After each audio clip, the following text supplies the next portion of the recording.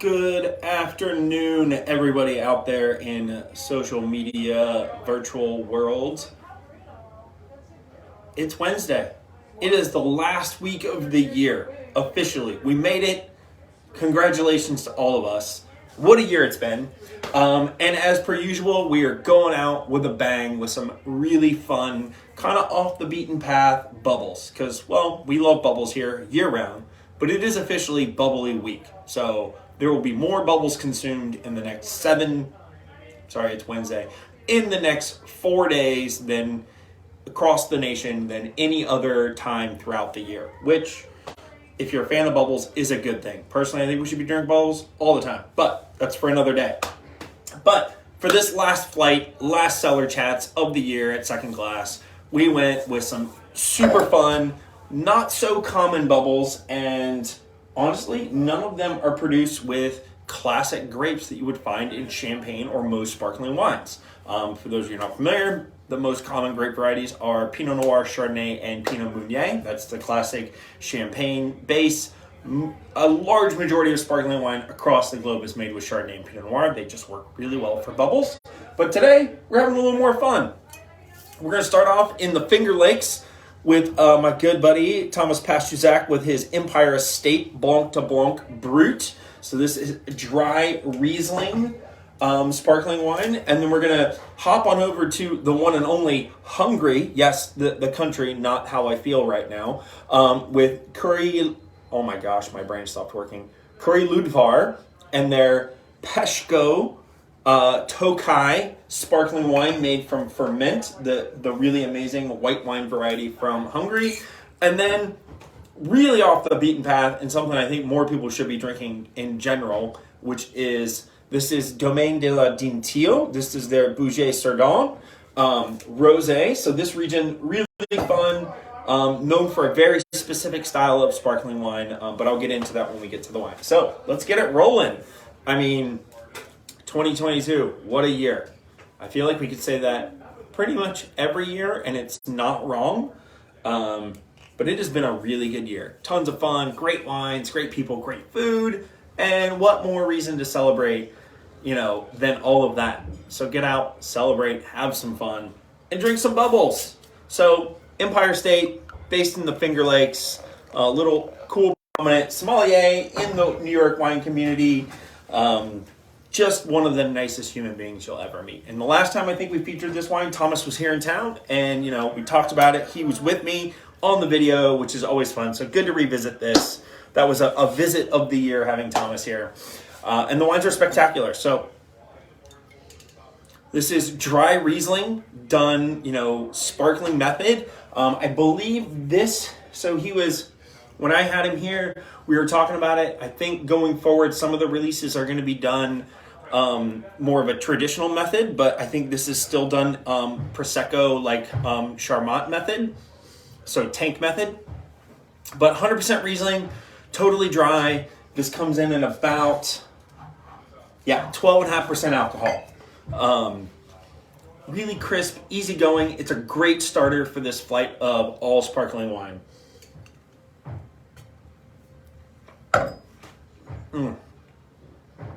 Oh, so pretty, lots of texture, really good fruit, and for anybody who maybe sees this and they know that I've watched the video, this is 100% Riesling. It is not sweet. Please don't think it's sweet. Please don't go into every Riesling thinking it's sweet.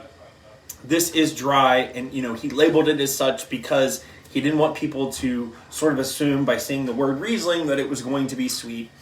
It is not sweet. It's got beautiful florals, really pretty like lifted citrus and like kind of candied peach kind of aromas and flavors. But so clean, so mineral, and doing all the things that Riesling does so well. For those who are not familiar, there are a lot of really incredible like sparkling Rieslings from Germany. Primarily what you'll see is like a Riesling Sekt, which is a really complex kind of champagne style method. Oftentimes they're done in barrel. They can be a little overwhelming, but some of the producers that are making them, they're some of the best values out there. And I'll be honest, I love those, but I don't know of any other reason why not to drink the Empire State for like pound for pound, like quality, like fruit, everything that it gives you is just spectacular. So cheers to you, Thomas. Smashing job with that. Again, first wine on the lineup this week, Empire Estate, Blanc de Blanc, dry Riesling from the Finger Lakes. All right, we're going out there. We're headed to Hungary, because why not? You know, this is a region, one of the oldest wine regions in the world, for many, many reasons, which we won't delve into now. It sort of fell off the wine map. People really didn't notice it. And then it really has been kind of relegated to just making Tokaji. So the classic dessert wine drank by czars and emperors across the globe, you know, throughout history. And those wines are amazing. However, one of the biggest problems that we are having on the downside of, one of the many downsides of climate change, is that what made Tokaji so incredible was the fact that it would naturally have botrytis, which is that natural mold that grows on the grapes, which helps concentrate it. It's one of the good molds that you want. Concentrates the fruit and makes it this incredible honeyed, sweet, yet also high acid, really fresh wines. Well, as climate change has happened across the globe, these places that had this, which were near bodies of water, they're not quite getting the fog that they once had because the climate has warmed up and the temperature changes aren't so drastic. So a lot of places that have made dessert wines historically based on botrytis are starting to have to rethink, what are we going to do if we can no longer consistently make these wines that we've been known for making for thousands of years. Sparkling wine is one of those great kind of like segues into another alternative style of wine that can work really well with similar regions where maybe botrytis just isn't consistently happening anymore. I apologize, all of a sudden I have like a very dry throat. I need to drink some more wine.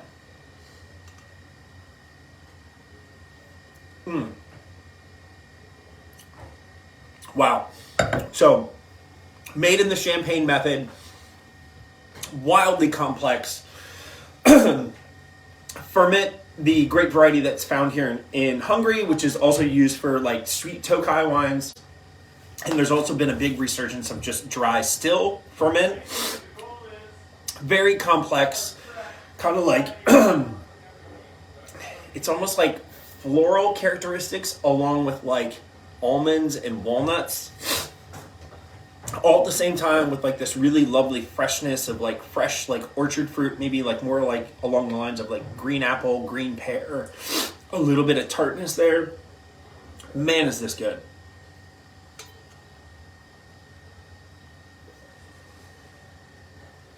I mean, so tasty. And as much as I love really amazing champagne, sparkling wine from California, some of these more like traditional areas that we think of, it's so fun to have a flight with like very historic, although, well, technically in New York State, they really set up there to make sparkling wine from the get-go. That was originally the idea in New York State, if you guys didn't know that.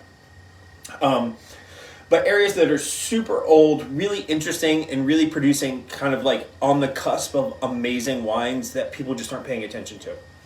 So again, this is the Királyudvar, their Pezsgö Tokaji sparkling wine.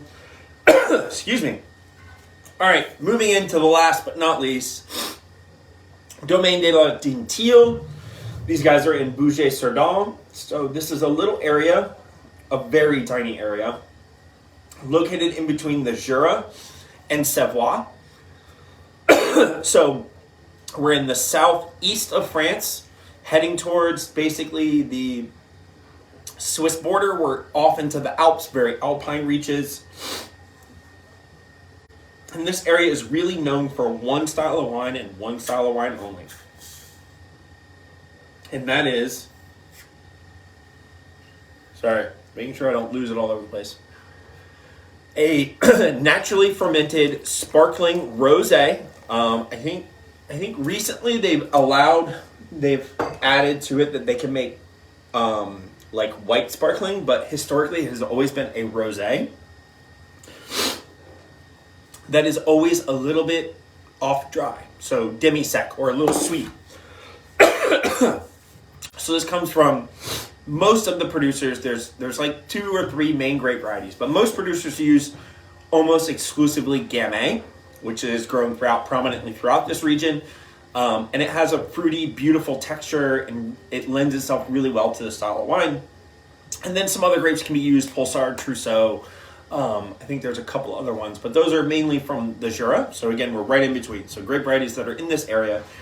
But what Dentelle does, which is a little different than a lot of producers, is that he uses 80% Pulsar, really old vines. These are like 100-plus-year-old vines, and then about 20% Gamay, because I do believe under the restrictions you have to have some Gamay in here. But what Gamay does, if you can think about like still red Gamay, which is very fruity and lively and just easygoing and kind of like soft textured, when done in an off dry kind of semi-sweet style, it's almost overbearing. It becomes almost too sweet. And Pulsar is a little bit herbaceous. It's got a little bit more like complexity and like kind of what I call tertiary tones that aren't necessarily fruit notes. So by using mostly Pulsar, he really balances out that level of sweetness with like more earthy, more savory characteristics. So this wine, although has some residual sugar, it's not over the top crazy residual sugar, but it's got some sweetness. There's nothing wrong with that. Just so we can be clear, there's nothing wrong with a wine with a little bit of sweetness. Just think about all the beverages you drank as a kid or continue to drink. Sodas, cocktails, they are chock full of sweet juices and sugar and all kinds of things. So don't turn your nose up. These wines are amazing, and they're great with food, particularly with cheeses. I personally love the idea of having a cheese course instead of dessert. My wife would not love that. She loves dessert. So, I obviously usually go with the dessert. She's the boss. But what you get in Bugey-Cerdon is like this really beautiful, like strawberries and cream, kind of ripe raspberry characteristics. But with the Dentelle, you get a little more like soft sage and rosemary. So you get the sweet red fruit character, but you get some complexity, which really ties it all together and makes it just a absolutely fun wine to drink. And it's so beautiful in the glass. Super fun, great way to kick off your new year. Drinking some really cool, exciting sparkling wines that maybe you hadn't had before, or maybe you've had and you'd like to revisit.